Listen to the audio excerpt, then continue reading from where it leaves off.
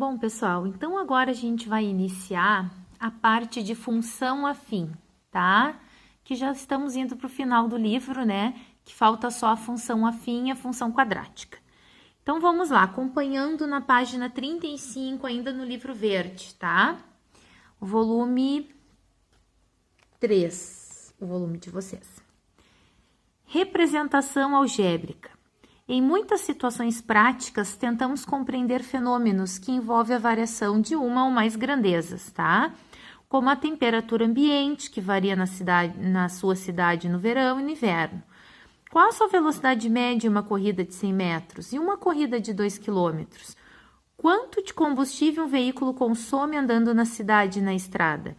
Como se comporta o nível de água do mar ao longo do dia e da noite? Então, são uns questionamentos que envolvem por trás conceitos de função, tá? Ó, aqui diz que vocês já estudaram anteriormente, né, que para relacionarmos grandezas variáveis, no caso como a temperatura e a velocidade, muitas vezes podemos fazer uso de funções. Então, já tinha sido dito isso em outros textos que a gente leu, né, já introduzindo a matéria de funções. Então, tem um exemplo aqui, ó. Aqui diz que na matemática, alguns tipos conhecidos de funções, tá? E o primeiro que a gente costuma estudar, né, é sempre a função afim. Então, vamos para um exemplo. Roberto trabalha como garçom em um restaurante. Por mês, ele recebe R$ 1.250 acrescidos da taxa de serviço, que equivale a 10% do valor total dos pedidos que atendeu durante o mês, tá? Aqui explica o que é taxa de serviço, né, para quem quiser ler depois. Vamos mais direto ao ponto aqui. Então, a tabela ao lado apresenta os valores gastos pelos clientes que Roberto atendeu e que pagaram a taxa de serviço no respectivo mês. Quanto ele recebeu em cada um dos meses indicados, tá? Para preencher a tabela de acordo com os valores encontrados. Então, olha só, tem os meses de janeiro, fevereiro, março e abril, o valor dos pedidos, né, R$ 4.000, R$ 8.000, R$ 7.000, R$ 7.500 e o salário recebido por Roberto. E aqui embaixo tem os cálculos, tá? Então, o salário de janeiro vai ser 1.250, acrescido dos 10%, como fala aí no texto, que vai dar de 4.000, né? Porque o valor dos pedidos foi 4.000, então, acrescido dos 10% de 4.000, que é o que ele fica.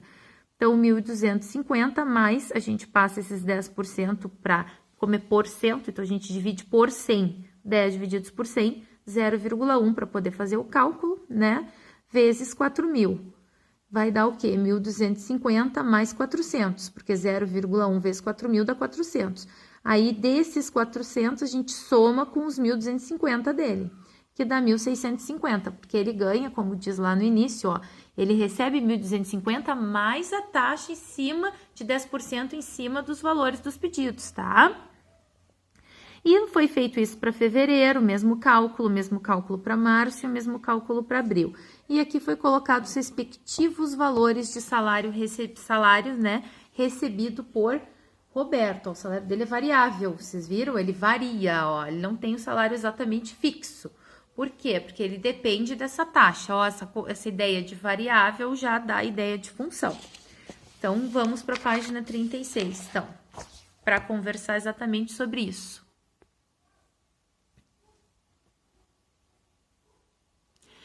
Então, a quantia Y, ó, vamos começar já a dar nomes, incógnitas, tá? A quantia Y que Roberto recebe, porque ele recebe a quantia Y de salário, em determinado mês, depende do valor X gasto pelos clientes que pagaram a taxa de serviço. Então, o salário dele é variável, né? E ele depende desse valor X, que significa o que esse valor X? Como falou aqui, ó, dos gastos pelos clientes que pagaram a taxa de serviço. Então, nesse caso, dizemos que Y é uma variável dependente, enquanto X é uma variável independente. Por quê? Porque para podermos concluir qual é o salário de Roberto, vai depender de X. Então, essa variável acaba sendo chamada de variável dependente, porque depende dos gastos, tá? Já os gastos não, é uma variável independente, tá? Ela não tem nada que... ela não precisa de nada, ela é totalmente independente. Então, observe que y é igual. Agora, a gente vai montar aqui a nossa função. Y, que é o salário, né? É 0,1, por quê? Porque é os 10%, lembra?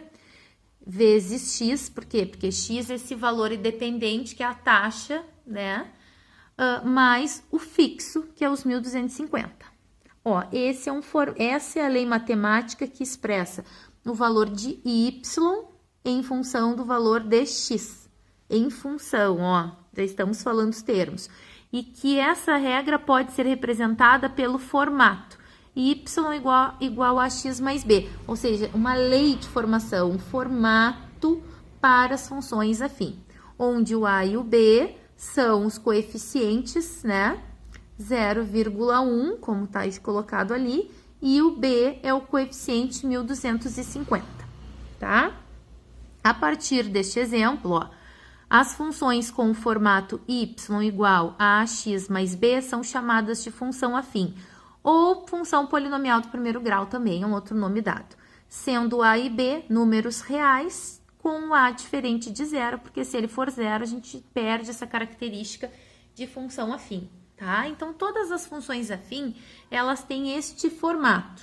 Elas podem até ser incompletas, não ter o b, mas elas não podem nunca o a ser zero, tá? Ó, com a diferente de zero. Senão vai virar uma função constante. Aí ela vai ganhar um nome chamado, se o a for zero, vai ser a função constante. Então, vamos lá. Mais um exemplo. Qual foi o gasto dos clientes atendidos por Roberto e que pagaram a taxa de serviço em um mês que ele recebeu 2.770? Olha a situação. Agora está dando o quê? O salário do Roberto, mas quer saber qual é a taxa. A gente sabe que nas variáveis que a gente tinha colocado ali, na nossa função, y é o salário de Roberto e x corresponde à taxa. Como eu quero saber a taxa, então vou botar os 2.770 no lugar de y e vou achar o meu valor de x, isolando x. Passo meus 1.250 para o outro lado, diminuo de 2.770 e fico com 1.520, igual a 0,1x. Isolando esse x, passo 0,1 dividindo e faço 1.520 divididos por 0,1, que vai ficar 15.200. Ou seja, os clientes atendidos por Roberto e que pagaram a taxa de serviço gastaram R$ 15.200 naquele mês, tá? Agora, analise os salários encontrados na tabela da página anterior e responda: os valores de y são diretamente proporcionais aos valores de x? Então, tem lá, vocês podem retomar, tá na página 35, tá? Pra gente fazer essa análise. Não, tá? Não. Aqui já explica também, vou ler para vocês a explicação, tá? Que duas grandezas, elas são diretamente proporcionais quando as razões entre os valores das duas grandezas são iguais, tá? Que não é o caso. Por exemplo, vamos comparar o salário de janeiro com o de fevereiro, enquanto o valor de x dobra, ó, 4.000 para 8.000. E o de y não duplica, ó, de 1.650 para 2.050, viram? Para ser diretamente proporcional, também teria que acontecer a mesma coisa que aconteceu aqui, ó. Então, isso significa que não são diretamente proporcionais, tá? Mais um pouquinho aqui avançando, eu tô na página 36. Então, essa lei matemática para esse problema que relaciona y em função do valor de x pode ser escrita como uma f de x. Então, a gente ou y ou f de x, tá? Nesse caso, usando y igual a f de x, ressaltamos o fato de que y depende de x. Muito importante.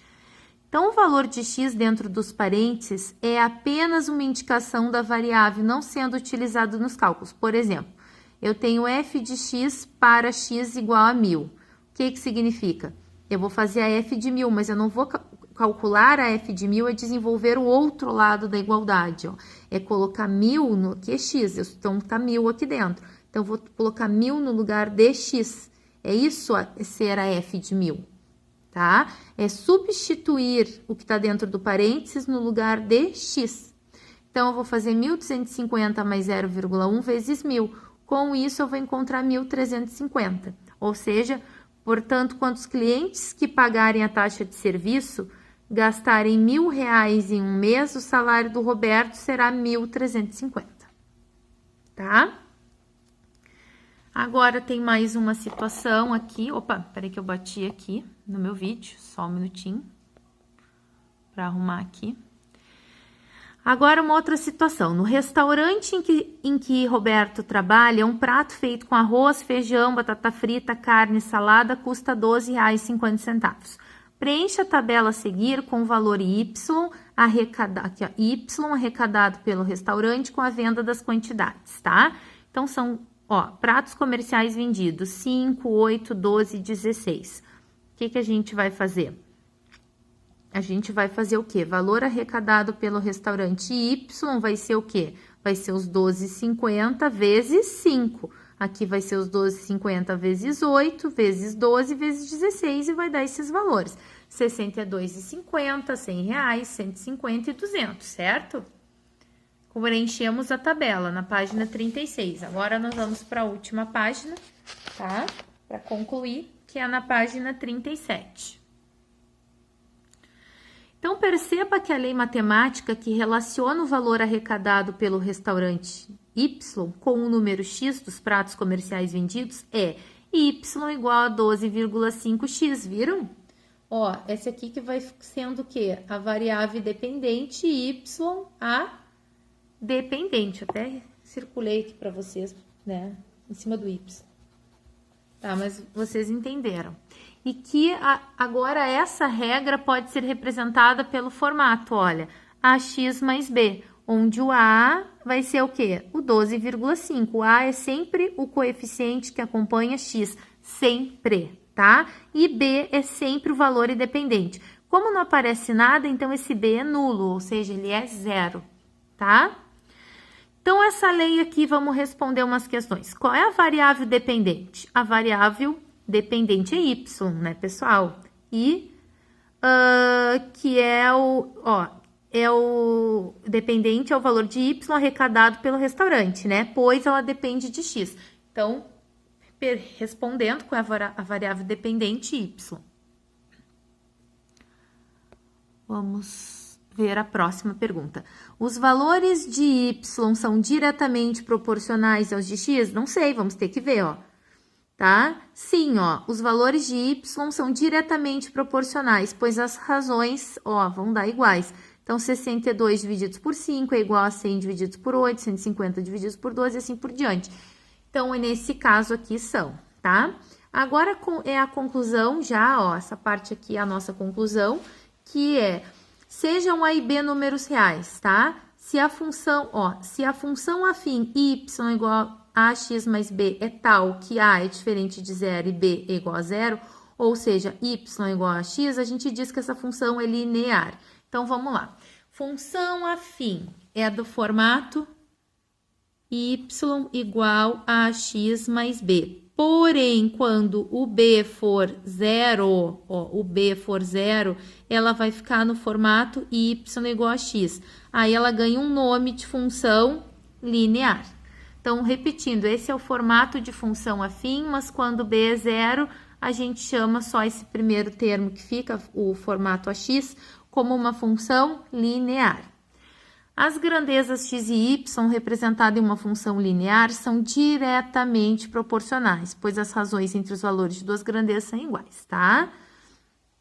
E agora nós temos aqui só mais um exemplo, eu vou deixar aqui para vocês completarem o livro, vou comentar rapidamente, tá? Só para ficar completo aqui, Em Curitiba, capital do estado do Paraná, cobra-se por uma corrida de táxi um valor fixo, chamado de bandeirada, e um valor que varia conforme a quantidade de quilômetros rodados. Em horários de pico, o valor da bandeira é R$ 5,40 e o valor do quilômetro rodado é R$ 13,30. Um novo serviço de transporte de passageiros operado por aplicativo de celular passou a ser oferecido. Nesse serviço são cobrados R$ 2,50 por quilômetro rodado sem taxas de bandeira. Então, letra A, complete a tabela a seguir, né? Então, as distâncias, serviço de táxi, novo serviço. Serviço de táxi é 5,40 mais 13,30 vezes as distâncias, né? Vezes 6, vezes 7, vezes 8, aqui deu os respectivos valores, tá? E o novo serviço? O novo serviço é mais barato, é 2,50 direto já, 2,50 vezes 6, 2,50 vezes 7, olha os valores aqui. Melhores, né, que o serviço antigo. Então, vamos lá, para concluir isso aqui. Letra B.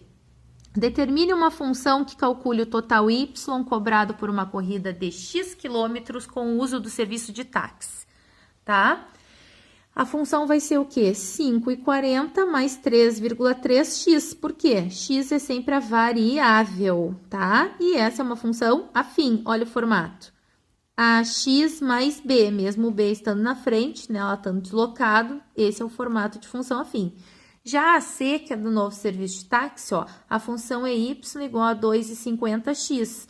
É um caso particular de uma função afim. Como é que tem o nome esse caso particular? Função linear, tá? Então, nesse estudo agora, a gente está focado em quê? Em função afim e função linear. Função linear é um caso de função afim, tá dentro de função afim, tá?